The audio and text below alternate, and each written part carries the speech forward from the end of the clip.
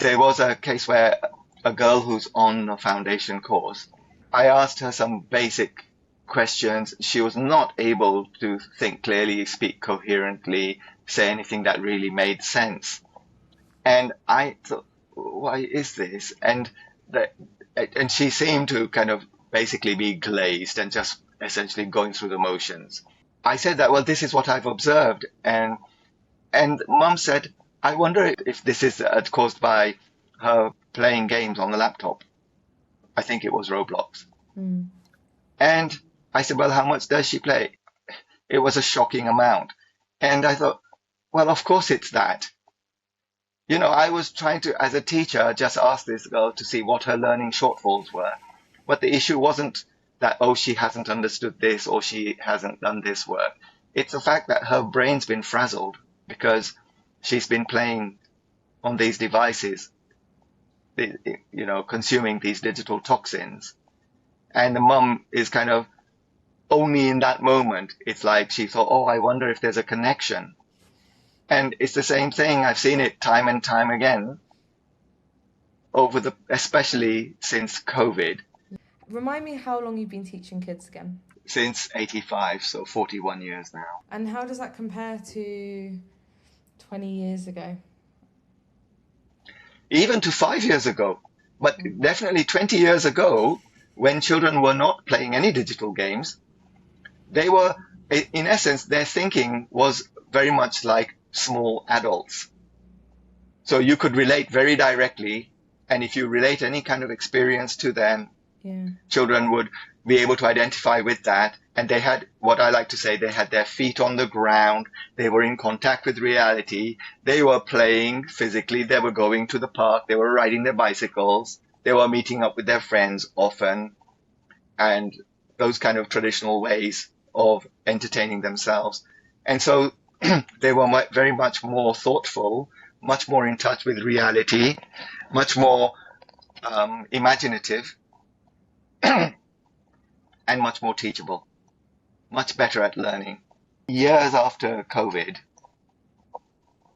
I put it down to the fact that children had missed a couple of terms of schooling.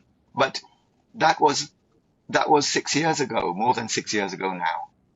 The children who were affected by COVID have been through primary school. They finished primary school.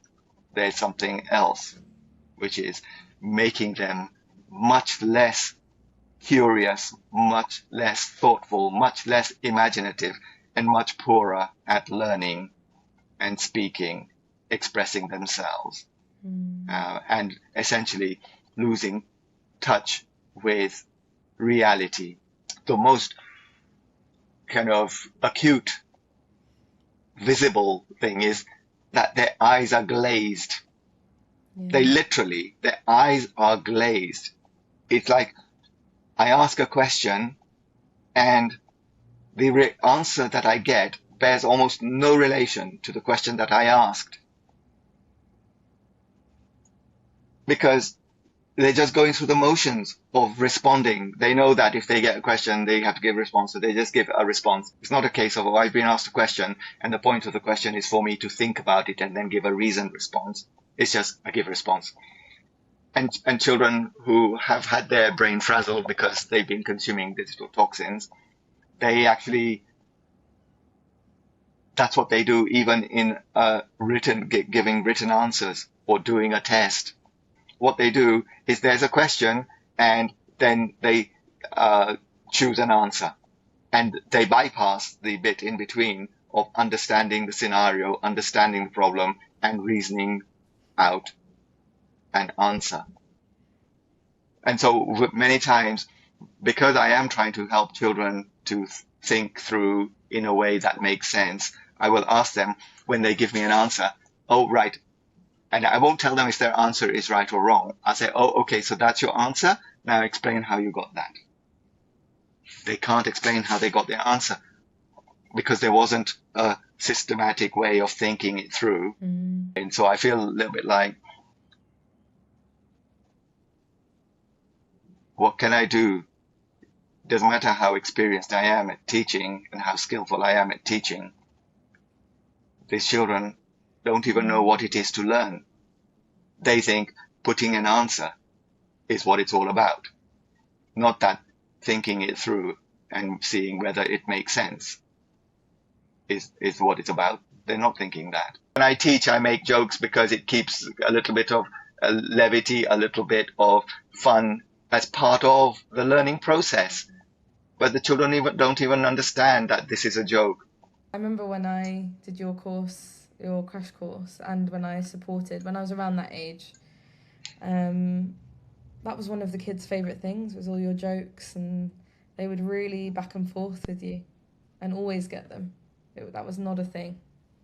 Yeah. Yeah. I mean, I give you an example. Yesterday I was running a mock exam. This is the joke I made. I said, write your first name, surname, and the date on the answer sheet. I said, and the date is 16th of August. And then I said, okay, now here's your question booklet. On the front cover, again, write your first name, surname, and the date on the question booklet. And I said, if you've forgotten your name, look on your answer sheet. And they didn't even really register what I said. So that's an example of how what I'm talking about is that children don't understand that this is funny because it's ridiculous, because they're not sufficiently in touch with reality to know what makes sense and what is ridiculous. And that is, of course, tragic for them, but it's just another little window that they're losing touch with reality to that extent. So these are things that should be obvious to parents, but because changes happen gradually, then sometimes parents are not aware of how great a change there has been in their child. Yeah. Because their child changes so gradually that they don't notice. Yeah, and a lot of parents have grown up in a world of social media and will know other kids who are similar and probably, won't maybe always realise how severe this issue is, which is why I think your perspective, seeing kids of the same age over such a long period of time, is a very unique and important one. Well, that's exactly it. And that's why I try to point out to parents that this thing which you have become accustomed to is when you step back and you're detached from the situation and you're seeing a sort of a snapshot, it's very alarming. And I see the pattern because I see so many different families in different circumstances, but having the same issues. Then it's easier for someone like me to see the connection. And very often the connection is that their child is spending a lot of time on playing these games or on YouTube shorts or some combination of the two. And so it's very obvious that that is something parents can do to change things. I think then it's so dangerous for children's development that they should not have online access, not via a phone, not on a tablet, not on a computer. They should not have access online other than what is absolutely necessary for them to do their homework and not beyond that, or for their learning in general. Children are not well placed to make important decisions. That's why parents have to be there to help them with those decisions or to make some decisions for their children. You can't pander to what your child wants all the time. When you see a thing is harmful, better to explain to your child that, look, this is a thing which is going to damage you. This is a thing that's going to get in the way of you growing up to be your best self. And as your mom or as your dad, I need to protect you. And right now, you might not like that I am restricting your access to the internet. But when you grow up to think for yourself, then you'll understand that this is the right thing for you.